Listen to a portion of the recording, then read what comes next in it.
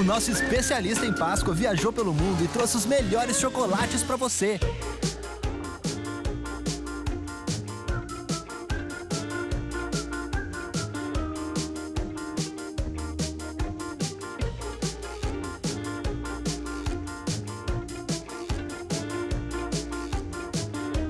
E no Imperatriz você ainda pode parcelar ovos de Páscoa em até 10 vezes sem juros nos cartões. Imperatriz, a Páscoa mais doce do mundo.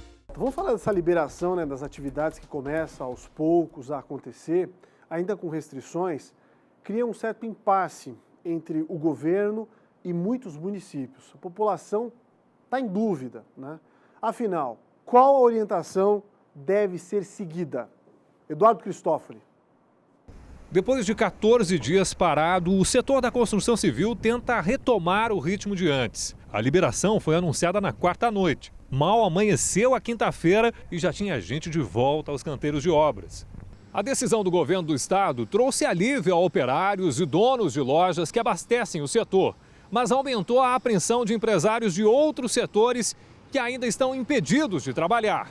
Salões de beleza, lojas de calçados e roupas ainda seguem nessa lista. Em Florianópolis, a Guarda Municipal auxilia as polícias civil e militar a fiscalizar o cumprimento das normas. Acompanhamos uma ronda hoje cedo nos Ingleses, no norte da ilha. Portas abertas indevidamente foram fechadas. Em 3 lojas, justificativas semelhantes. As 3 garantiram que não estavam atendendo o público. Uma aguardava o contador, outra estava consertando o alarme que disparou e a terceira justificou que abriu as portas apenas para receber mercadoria. As pessoas que inclusive verificam o comércio aberto para atendimento ao público fazem as denúncias e a Guarda Municipal vem até o local e determina o fechamento do estabelecimento. Mas isso são situações raras. Vocês não precisaram usar a força, está tendo bom senso, as pessoas têm esse entendimento?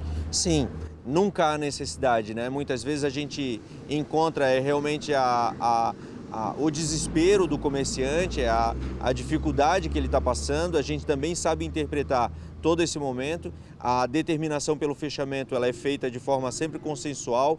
Ele entende o momento, sabe que tem que fechar mesmo, porque há necessidade. Guilherme não subestima os riscos oferecidos pelo Covid-19, mas pede mudanças nas regras determinadas pelo governo catarinense. A família dele tinha 2 lojas de roupas. Para diminuir custos, concentrou toda a mercadoria em uma só. Na outra loja era 6 ou um pouquinho mais de funcionárias, aí teve que fechar, não estão mais trabalhando. E aqui, se ficar por muito mais tempo, também começa... não tem como a loja pagar aluguel, fornecedor, não tem mercado, né? Vai sobreviver a loja como? O deputado estadual Maurício Scudlar também defende uma maior flexibilização do comércio, de maneira especial nos pequenos municípios. Eu aprovei ontem a moção na Assembleia Legislativa, aprovada por unanimidade pelos senhores deputados, pedindo a reabertura das atividades profissionais, laborais, liberando as pessoas nesses municípios. Claro que com todos os cuidados necessários, a proibição de reuniões, de eventos, de mais de 10 pessoas no mesmo local. Cada município protegendo a sua população, a população integrada interagindo. Na terça-feira, o prefeito de Governador, Celso Ramos, chegou a liberar o funcionamento de várias atividades não essenciais. Voltou atrás nesta quinta. No Oeste, o prefeito de Xaxim assinou o decreto na quarta liberando o funcionamento do comércio em geral. A CDL e a polícia orientaram os comerciantes a desconsiderarem a decisão do prefeito.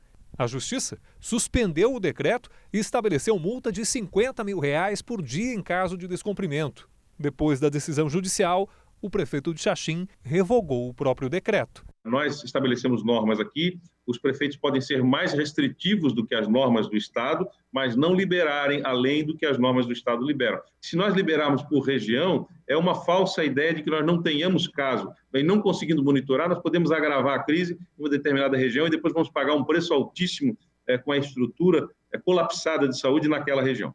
O LACEN, que é o laboratório central do Estado, chegou a ficar sem material para fazer os testes. O número de pessoas com Covid-19 internadas na UTI, por exemplo, pode ser 3 vezes maior que o número oficialmente divulgado até aqui. No último boletim do governo, aparecem 24 pacientes do novo coronavírus na UTI, mas há outros 80 pacientes em unidade de terapia intensiva com sintomas do Covid-19 que ainda são tratados como suspeitos. Isso porque o resultado dos exames ainda não ficou pronto. Um momento em que nós precisamos de união, de pregar esforços, de juntarmos os discursos, tanto no âmbito federal, estadual e municipal, para que a gente fale a mesma linguagem, que a linguagem momentânea é atender o nosso povo, a saúde em primeiro lugar, e que a gente consiga depois ajustar os demais aspectos, as contas públicas, etc. Mas para enfrentamento dessa pandemia, nós precisamos, sim, todos os estados precisam e os municípios, da ajuda do governo brasileiro.